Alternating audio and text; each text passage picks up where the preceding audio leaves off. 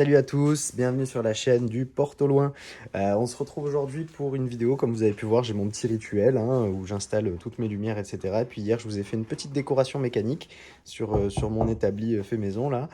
Euh, Parce que l'histoire que je vais vous conter aujourd'hui, c'est une histoire qui parle un petit peu de mécanique. Je vais vous parler d'un site de vente en ligne euh, pour lequel j'exprime pas mal de doutes. Je vais pas vous dire qui c'est, vous allez essayer de deviner au vu des statistiques du sondage que j'ai fait sur Instagram.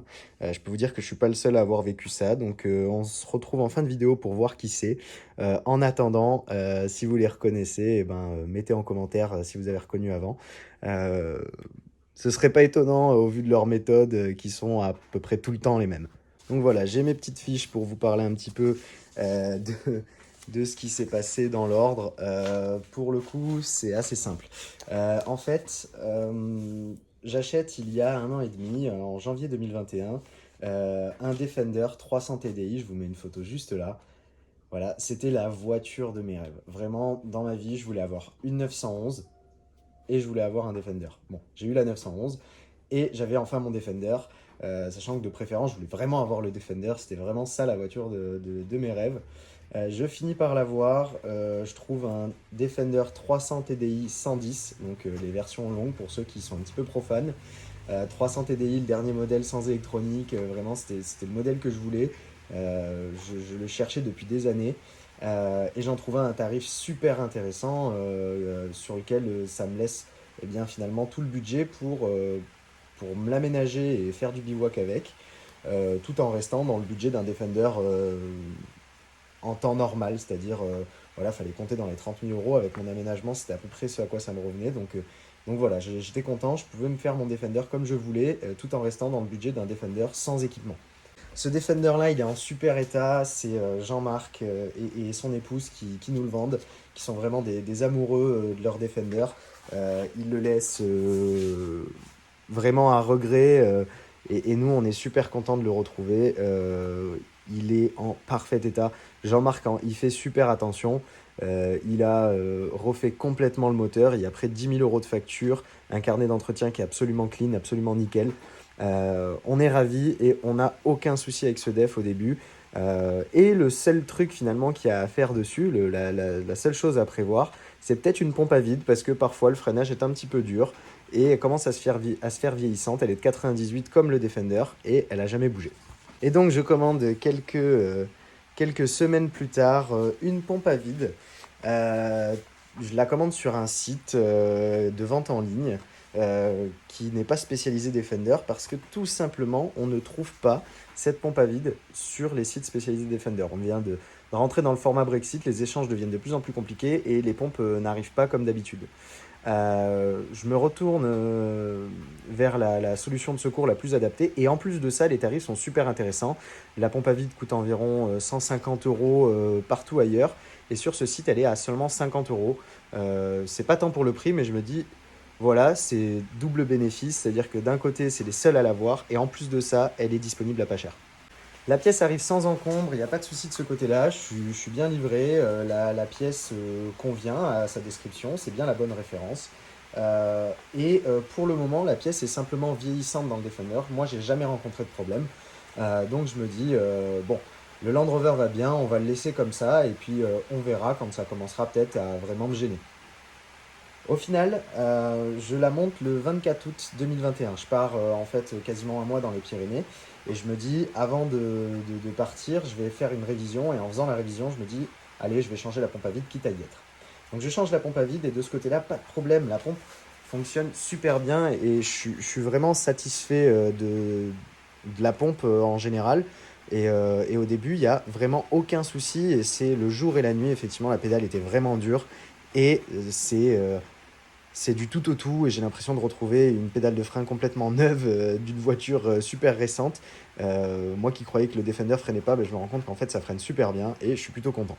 Et donc ce véhicule, comme je vous disais, je l'ai aménagé. Il me servait de véhicule de loisir, mais il me servait aussi de véhicule pour aller au travail. À ce moment-là, je travaille en Charente, j'habite dans les Landes Donc je fais près de 300 km tous les week-ends, enfin près de 600 km aller-retour tous les week-ends. Ce qui fait quand même pas mal de kilomètres. Entre guillemets, on pourrait dire qu'il aurait été mis à rude épreuve, mais c'est quand même un véhicule qui est fait pour encaisser du kilomètre. Donc pas de problème de ce côté-là. Euh, je tiens à souligner ce point parce que ça signifie vraiment que c'est un véhicule qui m'est indispensable à ce moment-là. Mon épouse, elle a un véhicule qu'elle utilise pour aller au travail tous les jours dans les Landes, et moi, un véhicule que j'utilise tous les week-ends pour faire ces 600 km, qui m'est indispensable. Ce sont nos deux seuls véhicules. Donc, je prends la route un dimanche soir de décembre, comme à mon habitude, pour être très précis, le 12 décembre 2021. Et là, surprise, je suis en train de rouler à 110 et j'entends un petit claquement qui n'est pas habituel, vraiment très léger.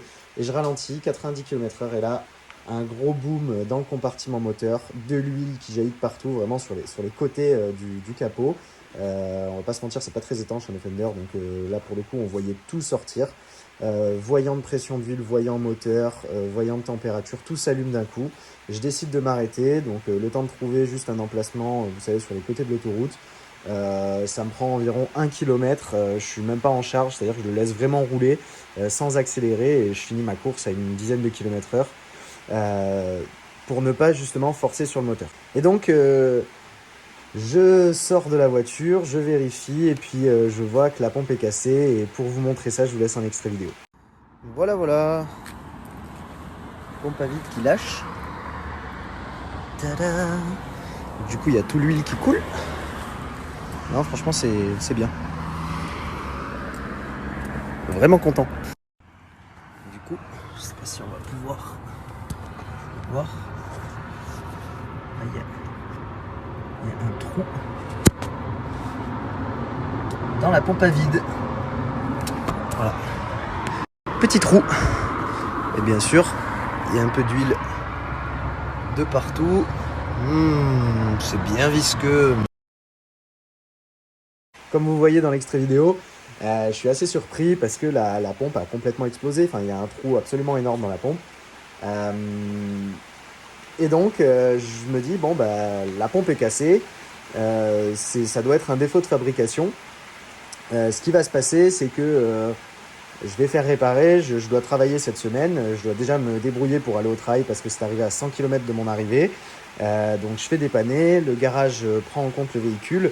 Et je commande une pompe à vide sur un autre site pour effectuer la réparation. Alors si je commande sur un autre site, c'est pas pour rien, c'est parce que sur le site en question, la pompe à vide est toujours disponible, mais elle est plus à 50 €, elle est à 149 €.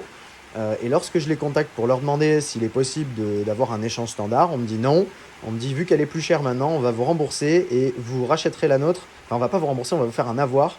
Et puis, on va vous allez racheter la nôtre, mais cette fois-ci, par contre, elle est à 150 €. Donc, je leur dis que je suis pas d'accord. Et vous allez voir, c'est dommage, ils auraient dû accepter le dossier de garantie sous ce format à ce moment-là, parce que la suite de l'histoire, c'est pas la même sauce. Je vous fais une petite interruption dans la vidéo, et si c'est pas déjà fait, je vous engage à vous abonner à notre chaîne Le Porte au Loin, mettre la petite cloche, un petit pouce bleu si la vidéo vous plaît, et puis n'hésitez pas à commenter, à nous suivre sur Instagram, @le-porte au loin pour suivre toutes nos aventures. La suite de l'histoire, c'est pas la même chose parce que le week-end suivant, je suis libre pour aller récupérer le véhicule. Je vais récupérer le véhicule dans le garage, et le garagiste m'avait appelé en me disant alors on a réparé la pompe à vide, qui était somme toute parfaitement bien montée, c'est vraiment un défaut de la pompe. On ne comprend pas pourquoi ça a cassé comme ça. Par contre, ce qui va se passer, c'est que vous allez écouter le moteur avant de repartir avec, parce qu'il tourne comme une patate, c'est quand même bizarre. À ma grande surprise, le Defender fonctionnait parfaitement. J'ai fait près de 25 000 km en même pas un an avec. Et puis, il n'y a pas eu de souci. Le moteur avait été refait à neuf quand je l'ai récupéré. Je devais encore finir le rodage du moteur. Il avait seulement 1000 km après sa réfection. Effectivement, lorsque j'arrive, le moteur tourne comme une patate. Il cogne. Il est partiellement bloqué. Un cylindre déclenche une fois sur 10. Il tourne vraiment pas bien. Et là, je me dis que ça sent mauvais, et j'ai comme la vague impression que quelque chose s'est passé au moment de la casse de la pompe à vide. Je me dis, bon, le garagiste chez qui je l'ai amené n'est pas forcément spécialiste. C'est un garage d'une autre marque de voitures française qui connaît pas spécialement les Land Rover. Et il me dit, moi, voilà, j'y connais pas plus, je sais juste que le moteur tourne quand même bizarrement, quoi. Finalement, le véhicule est rapatrié chez moi euh, afin que je puisse regarder. Comme vous pouvez voir, je touche un petit peu ma bille en mécanique et je me dis, je peux regarder. Mais la complexité, c'est que moi, en tant que particulier, je ne peux pas démonter au risque de ne plus pouvoir faire valoir la garantie, étant donné que j'ai la vague impression que la pompe à vide est quand même largement responsable dans ce qui s'est passé. Pourquoi responsable? Parce qu'il n'y a aucun problème sur le moteur. Le moteur a été refait à neuf. Il y a vraiment rien qui déconne. J'ai des factures, en veux-tu, en voilà. Tout a été fait à la perfection dans des ateliers au Royaume-Uni qui sont très réputés. J'ai fait confirmer les factures en les appelant à l'issue de ce souci-là. Et tout a bien été fait chez eux. Je ne comprends pas d'où ça peut venir. Et j'arrive dans une impasse, je ne peux rien regarder, je décide de l'emmener chez un professionnel, un spécialiste du Land Rover. J'essaie de trouver quelqu'un qui est assez réputé mais qui a des tarifs aussi intéressants parce que ça commence à faire beaucoup entre les frais de déplacement du véhicule, le dépannage de la pièce, etc., le fait de louer une voiture pour pouvoir aller au travail, ça devient quand même assez compliqué. Au final, la voiture arrive chez le spécialiste et d'ailleurs j'en profite pour lui faire un petit peu de publicité. C'est Sylvain de Svenmade dans les Landes à Sainte-Eulalie en Borne. Si vous êtes dans le coin, c'est un super mécano, n'hésitez pas à y aller, vous venez de ma part. Et puis il saura vous recevoir pour tous vos Land Rover et même vos Anglaises d'une manière générale. Et même maintenant il fait un petit peu de 4x4 asiatique, donc n'hésitez pas à aller le voir. C'est vraiment un super bon mécano. Bon, Sylvain regarde le véhicule, il n'a pas besoin de le regarder longtemps pour me dire, écoute, je vais pas te mentir, je pense qu'il y a eu un gros souci, la pompe à vide étant branchée sur l'Abracam, déjà je pense qu'elle a été faire un gros bisou à l'Abracam et ça lui a pas plu. Il pense sincèrement que l'Abracam et le piston se sont clashés en MeToo sur Twitter. Il y a un truc qui s'est pas passé comme il faut en tout cas. Et en plus de ça, eh bien, c'est indéniable, il y avait plus d'huile. Vous l'avez vu dans la vidéo, la flaque d'huile qui a par terre.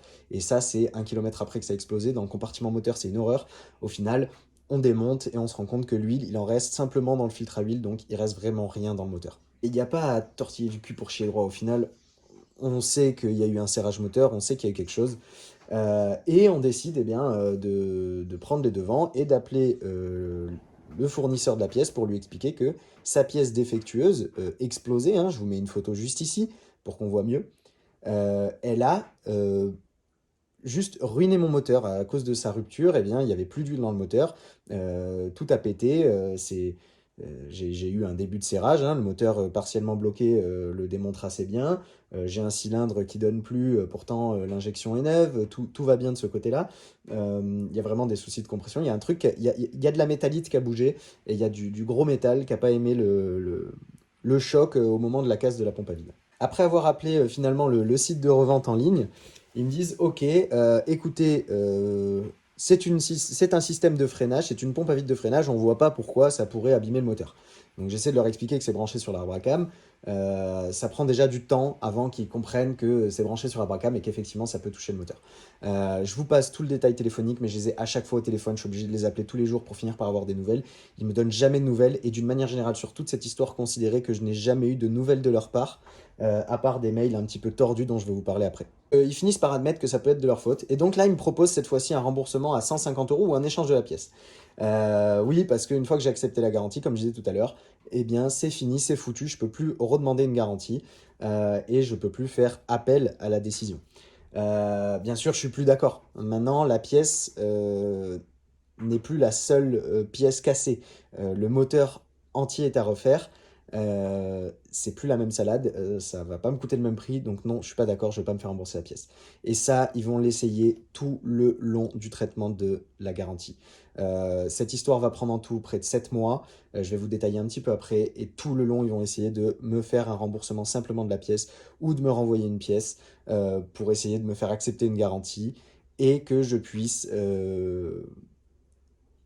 à nouveau ne plus être une plaie pour leur service et juste être un client qui a été déçu et qui repart de son côté déçu avec un déficit financier. À ce moment-là, bon, c'est très simple. Ils me disent, ok, effectivement, notre pièce pourrait être éventuellement en tort, mais bon, ça paraît gros. Il nous faudrait une facture, vous faites réparer, puis on vous rembourse. Et il faut remplir un formulaire. Ce formulaire, il est très mal rempli et ils expliquent que sur ce formulaire, ils estiment que s'ils n'ont pas envie de rembourser les frais supplémentaires, ils ne les remboursent pas. Que la demande de garantie doit être faite avant de régler tous les problèmes qu'il y a après, donc c'est-à-dire avant la facture de réparation. Simplement renseigner le prix du montage et du démontage et ils remboursent ces deux choses-là et c'est tout. Donc moi ça me convient pas bien sûr parce que je vois que ce document il est un peu douteux et je demande à refaire faire un document. Ils me refont faire un document et ils me disent ok bah, pour votre histoire de moteur et tout, il faut nous envoyer une facture. Je leur dis écoutez, je pense que vous n'avez pas pris la mesure du prix des réparations. Ce serait peut-être mieux pour tous les deux qu'on voit avec des devis, histoire de pouvoir comparer et de trouver la solution la plus arrangeante, tant pour moi que pour vous. Effectivement, j'ai un accord de la part de leur service. Ils me disent pas de problème, vous avez raison, faites des devis, histoire qu'on puisse comparer. Si vous nous dites que ça va être un petit peu cher, nous on ne voyait pas tant ce prix, etc. Donc faites des devis. Donc je fais faire des devis. Entre-temps, je les rappelle pour être sûr de ce qu'il fallait sur le devis, etc. Ils me donnent bien sûr en détail par téléphone, jamais par mail. Ils me donnent le détail de ce qu'il leur faut. Et ils me demandent un espèce de rapport d'expertise, mais qui n'est pas fait par un expert, qui doit être fait par le garage, sachant que le garagiste, lui, n'est pas expert hein, en automobile, c'est pas son métier. Euh, et donc, je trouve ça un peu douteux, cette manière de demander des documents qui sont pas vraiment officiels, mais de manière à rendre le dossier officiel, en tout cas c'est comme ça qu'il le présente. Et donc le garagiste, lui, à juste titre, ne veut pas me faire juste un papier de rapport d'expertise, c'est pas son métier, donc il l'inscrit en remarque dans le devis de la main-d'œuvre. Afin de les arranger, moi j'ai cherché pendant plus d'un mois un moteur au tarif le plus intéressant. Mon moteur avait été refait à neuf, je peux justifier de près de 10 000 euros de facture comme je disais, donc je demande un moteur qui est neuf ou au moins dans le bon état, en bon état. Et je trouve à kilométrage certifié que des moteurs qui sont dans les 3000 euros d'occasion avec des kilomètres. Et je trouve à 3600 euros un moteur neuf refait par JP Land. C'est le moins cher du marché. Les autres étaient à plus de 5000 euros, voire même 8000 euros pour certains. Donc c'est vraiment le moins cher. Et encore une fois, comme je disais, j'essaie d'arranger tous les parties. Les devis sont envoyés. Ils me demandent encore ce formulaire. Ils veulent toujours pas me faire le nouveau formulaire. Je leur demande à nouveau, et ça prend des semaines, je vous assure, même des mois, avant qu'ils m'envoient un bon formulaire comme je voulais et surtout comme ils devraient envoyer. Je finis par avoir ce formulaire, je leur renvoie, je le remplis, toutes les pièces sont envoyées, et là finalement c'est pas bon. Ils me demandent en fait un devis de réfection moteur parce qu'ils trouvent que le changement moteur c'est un peu gros, un petit peu comme si j'essayais de me faire de l'argent sur leur dos, alors que vraisemblablement la seule chose que je cherche c'est avoir un moteur et un Defender qui fonctionne comme avant d'avoir cette panne de pompe à vide. Donc je fais un devis de réfection moteur, bien sûr c'est plus élevé, ça coûte plus de 8000 euros contre les 6000 et quelques euros qu'il y en avait pour le moteur plus la main d'œuvre. Finalement, j'envoie tout, les papiers sont envoyés et à ce moment-là, je dois attendre 6 à 8 semaines et je me dis, ok, dans 6 semaines c'est bon, j'ai ma réponse définitive comme annoncé, au pire 8 semaines et puis voilà, c'est réglé. Bien sûr, j'ai pas attendu aussi longtemps. J'ai pas attendu aussi longtemps, tout simplement parce qu'il m'envoie un mail, encore une fois, un petit peu douteux, demandant des informations importantes relatives à ma commande, mais sans jamais donner l'objet, bien sûr, des choses que je dois envoyer. Et ils me disent, faut envoyer les pièces jointes, je sais jamais, on est toujours obligé de les appeler. Des mails comme ça, j'en ai reçu une cinquantaine. Et donc, j'envoie ce qu'on me demande. Cette fois-ci, on me demande à nouveau des photos de la pièce que j'avais déjà envoyées, bien sûr, et je les renvoie. Et je me dis, ok, je vais patienter. Maintenant, ça va reculer d'une semaine, mais 6 à 8 semaines plus tard, j'aurai enfin ma réponse définitive. Au bout de près de 5 mois et demi, ça va faire du bien. Finalement, toujours pas. Une semaine plus tard, je reçois à nouveau un mail. Cette fois-ci, je dois envoyer le numéro de châssis. Numéro de châssis qui est visible sur le formulaire que je leur remplis, sur les devis, sachant qu'il y en a 3 en tout, avec la réfection, le moteur et la main-d'œuvre. Je leur envoyais de même ma carte grise, donc il y a le numéro de châssis, mais ils demandent encore une pièce supplémentaire. Un petit peu comme s'ils essayaient de faire tarder un petit peu cette procédure et un petit peu d'user le client. Mais vous allez voir, je vais y revenir tout à l'heure. Et donc, je leur envoie tout ce qu'il faut, c'est bon, c'est tout envoyé, ils me disent qu'il n'y a besoin de plus rien. Et j'attends 6 à 8 semaines. Donc je patiente, figurez-vous, près de 6 semaines. Je finis par les appeler au bout de 6 semaines. Et là, je tombe sur quelqu'un qui me dit, non, mais c'est pas bon, votre dossier n'est pas bon du tout, ça va pas, vous allez être appelé par un responsable. Je dis ok, mais j'ai reçu encore un mail qui me dit d'envoyer quelque chose, je comprends pas, parce que normalement c'était la réponse que je devais avoir. Ils me disent oui, oui, non, mais en fait, il n'y a rien à faire. Le lendemain, je reçois une étiquette de retour sans aucun objet, d'une adresse pourrie, qui me dit de renvoyer une étiquette de retour vers adressée à Autodoc. Donc je me dis que c'est bien sûr pour renvoyer la pièce qui est abîmée. Et je renvoie la pièce, je reçois un mail 2 ou 3 jours plus tard me disant qu'il faut les appeler, enfin en tout cas qu'ils ont des informations à me communiquer. Bien sûr, encore une fois, on ne donne pas les informations à communiquer par mail, je sais pas, comme si on ne voulait pas laisser de traces par exemple. Et je les ai au téléphone, et au téléphone ils me disent ok, c'est bien, c'était bien la pièce qu'il fallait envoyer. La pièce est partie, et à ce moment-là, j'attends simplement d'avoir un petit peu de nouvelles de cette pièce, pourquoi il la voulait, etc. Alors que normalement mon dossier était complet. Finalement, pendant les 2 semaines où j'attends l'appel du responsable qui devait m'appeler sous 24 à 48 heures initialement, tous les jours je les appelle, hein, c'est du harcèlement pour que je puisse avoir enfin mes réponses, les réponses que j'attends. Et, euh, et en fait, on me dit à chaque fois qu'il faut des photos de la pièce. Et je leur dis, mais la pièce, je vous l'ai envoyée. Et on essaie à plusieurs reprises de me dire, non, la pièce, on l'a pas reçue. Sauf qu'à chaque fois, quand je finis par creuser, on me dit, oui, c'est vrai, on l'a reçue en fait. Et donc, je trouve ça un petit peu douteux. Euh, Finalement, je finis par avoir un responsable. Ce responsable me dit, ok, ça va pas du tout vos documents, parce qu'en fait, sur le document, il y a un rapport d'expertise qui est à côté d'un devis, et on comprend pas pourquoi il y a un devis d'un moteur, on comprend pas pourquoi il y a un devis aussi d'une réflexion. Je lui explique gentiment que c'est quand même eux qui m'ont demandé tous ces documents, et que c'est pour ça que je leur ai envoyé, que leurs informations ne sont pas claires, et donc je demande d'avoir un mail de justificatif qui permet de m'énumérer une liste des documents que je dois envoyer, confirmant que cette liste suffira à éditer mon dossier de garantie. Finalement, ce mail m'est envoyé d'une adresse, bien sûr, qui n'est pas la leur, de sorte à pas trop laisser de traces. Et l'intitulé des documents sont toujours assez vagues, et il y a vraiment pas de détails. Ça manque de précision. L'issue de la chose, c'est grossièrement qu'il leur fallait finalement que le devis pour changer le moteur, bien sûr parce qu'il était moins cher, hein, on parlait plus de réflexion à ce moment-là.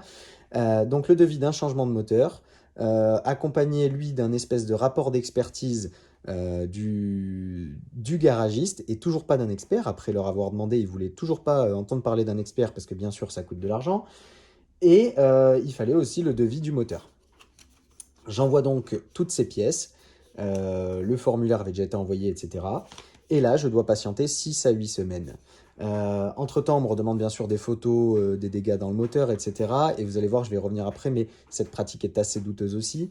Et fin de l'histoire, eh bien, comme je vous disais, aujourd'hui, on est le 15 septembre, il est 10h30 maintenant.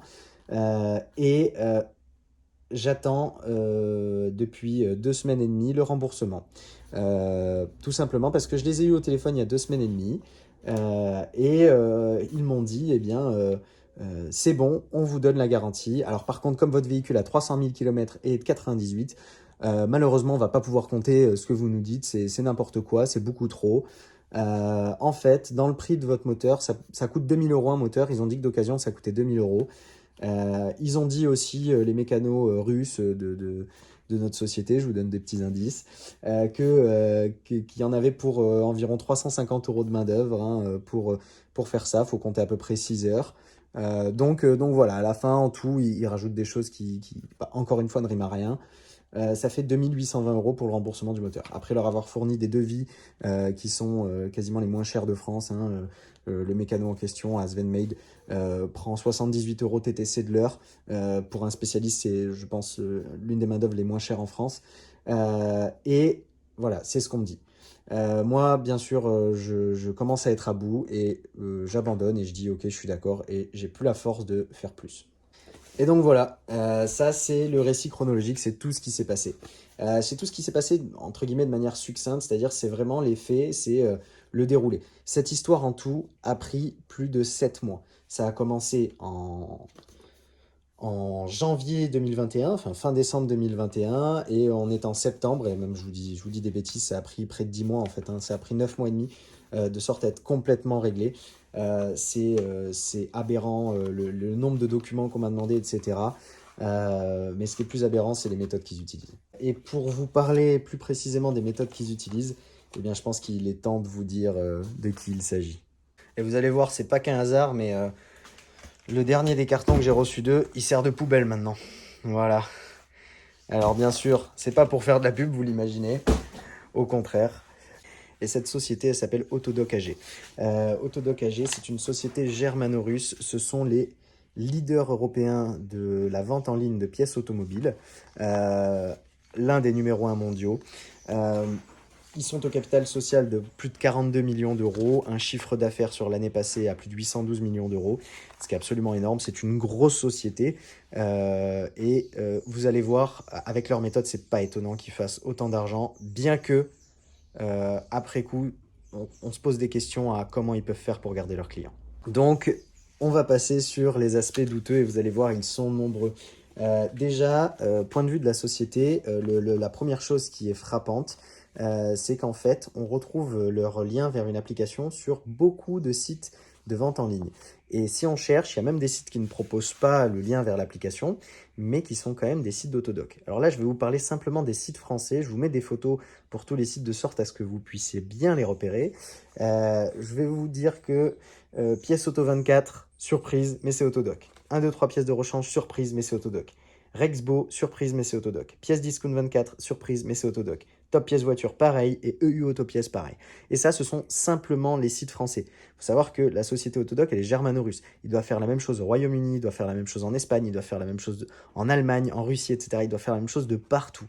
Donc déjà, on peut se poser la question, quelle est l'utilité d'avoir autant de sites pour la même société finalement?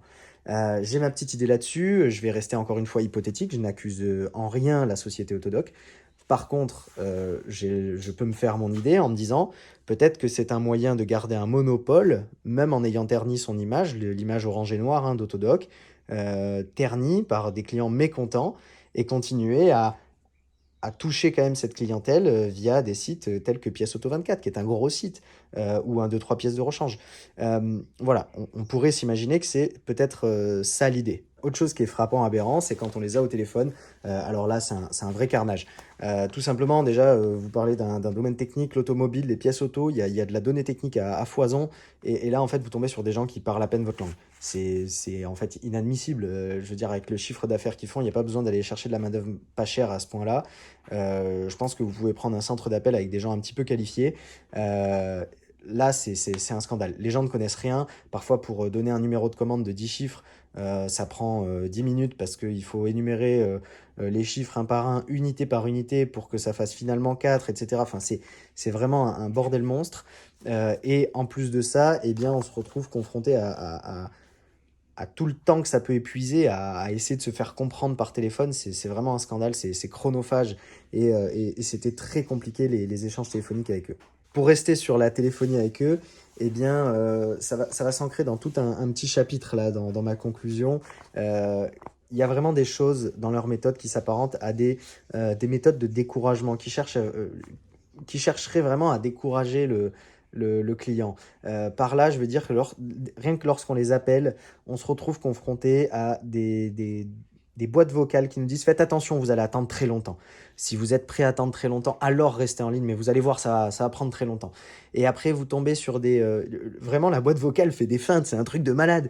Et par moment, ça coupe comme sur les autres boîtes vocales où ça vous dit tous nos opérateurs sont actuellement en ligne. Et ça coupe d'un coup, comme quand on appelle EDF ou je ne sais pas. Et puis là, ça coupe. Alors, tout le monde raccroche, c'est humain. Et puis en fait, bah, je pense qu'il y a énormément de gens qui les appellent, à chaque fois tombent sur cette boîte vocale et raccrochent. Alors qu'en fait, il faut juste rester et on va finir par vous répondre. Finalement, les gens sont apparemment débordés, c'est ce que nous dit la boîte vocale. Et en fait, on tombe sur des gens quasiment tout de suite. J'ai jamais patienté plus de 10 minutes. Pour un standard téléphonique, c'est vraiment pas beaucoup, quoi. Et ces procédures de découragement, elles s'ancrent bien sûr dans d'autres choses, notamment lorsqu'on envoie euh, des mails à répétition sans donner l'objet, parce qu'à chaque fois, il faut faire la démarche de les appeler. D'ailleurs, ces mails-là, ils sont à double tranchant. D'un côté, il y a le fait, on donne pas l'objet, hein, je vous mets un mail juste ici, vous pouvez voir. On donne pas l'objet, donc déjà, on marque pas de preuve écrite sur les pièces qu'on a demandées. Et d'autre part, on envoie un mail pour dire faut des informations, on vous dit pas ce que c'est, faut nous appeler. Donc ça veut dire encore perdre du temps et encore jouer à l'usure avec les gens en fait. C'est-à-dire il faut user les gens de sorte à ce qu'ils aient plus envie de nous appeler parce que ça devient trop long, trop chronophage et qu'ils aient plus le temps et qu'ils passent l'éponge. Alors je pense qu'énormément de gens ont passé l'éponge sur des objets à 10, 15, 20 euros. Là voilà, j'en avais pour plusieurs milliers d'euros de réparation, je pouvais pas passer l'éponge en fait. C'est pour ça que j'ai passé 9 mois. Mais voilà, ces procédures-là, je les trouve, elles s'apparenteraient à des procédures de découragement que je trouve un peu douteuses. Et là, le dernier truc, un truc super impressionnant hein, qui m'arrive, c'est à chaque fois qu'il vous rappelle, et c'est pas souvent, déjà les délais sont pas respectés, et les 4 ou 5 fois où on m'a rappelé, j'ai beau dire, voilà, je vais être appelé l'après-midi parce que je travaille le matin, vous pouvez être sûr d'une chose, ils vont vous appeler au total opposé de ce que vous leur demandez. J'en ai même eu un qui était surpris, qui me dit, mais vous décrochez, vous aviez dit que vous étiez disponible que l'après-midi, il est 8h30. Et, Coco, tu me prends pour un con, quoi. Enfin, pourquoi tu... Enfin, c'est aberrant, c'est assez obvious, on a l'impression que c'est fait exprès, si c'est pas fait exprès. Enfin bref, voilà. La question fatidique, est-ce que je vous conseillerais de commander chez eux? Le verdict, il est sans appel, je vous conseille pas du tout de commander chez eux. Qui plus est, ils ont 2 marques qui leur appartiennent. En tout cas, on dirait que ça leur appartient. Elles sont disponibles que chez eux, Ridex et Stark. En l'occurrence, moi, la pièce était de chez Stark. Je les ai contactés. J'ai jamais eu de nouvelles. J'avais déjà eu des soucis sur des pièces Bosch. J'avais contacté Bosch. Il n'y a eu aucun problème. Ça s'est fait tout seul. Donc, clairement, si vous commandez chez eux, je vous conseille pas de commander ces marques parce que si vous avez un problème, vous êtes livré à vous-même. Et de plus, ben, en fait, moi, maintenant, je vais acheter chez le fournisseur du coin ou même sur Oscaro, déjà parce que c'est français. Donc, même si j'ai un problème, eh ben, au moins, j'aurais consommé bleu, blanc, rouge. Et puis, le fournisseur du coin, si vous y allez souvent, il va vous faire des tarifs. Effectivement, vous allez perdre un tout petit peu d'argent, mais vous irez le voir, vous lui direz voilà, il y a ça comme souci, et puis lui, en fait, il réglera votre problème. Et puis tout simplement, vous aurez quelqu'un à aller voir. Vous ne serez pas livré à vous-même au téléphone face à des gens qui sont en Allemagne, en Russie, ou même ailleurs, parfois dans le tiers-monde, et qui vous donneront jamais de réponse à ce que vous cherchez. Et au final, l'issue de la chose, c'est que à cause de cette pièce, de cette économie de 100 euros que j'ai fait sur cette pièce, je suis en déficit de près de 4000 euros sur toutes les opérations. Donc clairement, quand ça fonctionne, c'est bien, c'est pas cher. Mais quand ça fonctionne pas, c'est un bordel monstre. Et je ne vous conseille à aucun moment de commander sur Autodoc. Voilà, cette vidéo touche à sa fin. J'espère que ça vous a plu, que le sujet vous a intéressé autant qu'il m'a passionné ces derniers mois. En tout cas, si vous avez déjà vécu les mêmes choses ou avec ce site ou avec d'autres sites, n'hésitez pas à commenter, je serais bien curieux de savoir et peut-être que ça peut faire changer d'avis certains clients qui se posent encore des questions, etc. Ou peut-être même faire réagir tout simplement ces sociétés et peut-être les faire changer. Donc voilà, n'hésitez pas à commenter. En tout cas, si c'est pas déjà fait, je vous invite à vous abonner à notre chaîne YouTube Le Porte au Loin. Mettez la petite clochette pour ne rien rater. Un pouce bleu si ça vous a plu, faut pas s'en priver. Et puis, on peut aussi se retrouver sur Instagram, @le-porte au loin, où vous pourrez suivre toutes nos aventures. On a pas mal de choses en projet qui sont en train d'arriver. On va vous parler déjà rapidement de la séparation avec Roger et de l'achat de notre nouveau véhicule qu'on révèle juste ici. Voilà, il est juste là. Ce gros véhicule qui va recevoir ce gros moteur. Donc, il va y avoir pas mal de vidéos de mécanique où je vais parler de tout le remontage du moteur, etc. Donc voilà, n'hésitez pas à revenir nous voir et je vous dis à bientôt, à la semaine prochaine sur Le Porte au Loin.